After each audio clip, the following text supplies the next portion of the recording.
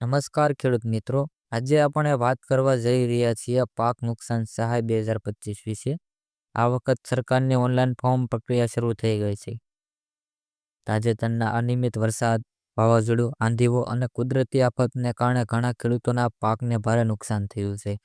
એ માટે રાજ્ય સરકારે પાક નુકસાન સહાયના નવા ઓનલાઈન ફોર્મ શરૂ કર્યા છે. ખેડૂત મિત્રોને મળનારી મદદ સીધી બેંક ખાતામાં જમા કરવામાં આવશે. આ સહાય તે બધા ખેડૂતો માટે છે જેઓની ખેતી 33% વધુ નુકસાનમાં ગઈ છે.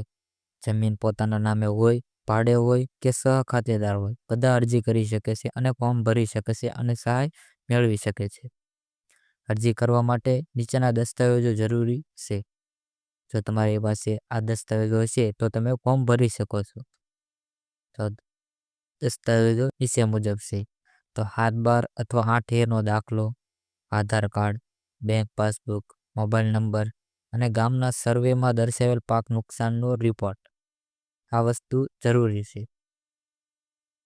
અરજી કરવા માટે તમે નજીકની ગ્રામ પંચાયતના વીસી પાસે જઈ શકો છો અથવા તમે મોબાઈલ દ્વારા સીધું જ કૃષિ રાહત પોર્ટલ KRP પોર્ટલ પર જઈને ઓનલાઈન ફોર્મ ભરી શકો છો.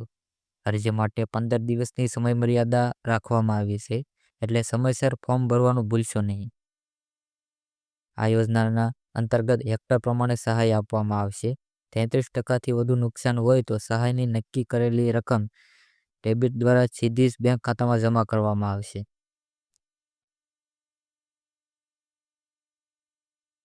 ખેડૂત મિત્રો, જો તમારા પાકને નુકસાન થયું હોય તો આજે જ ઓનલાઈન ફોર્મ ભરી લો. આ વિડીયો વધુ ખેડૂતો સુધી પહોંચાડવા માટે લાઇક કરો, શેર કરો અને ચેનલને સબસ્ક્રાઇબ કરવાનું ભૂલશો નહીં.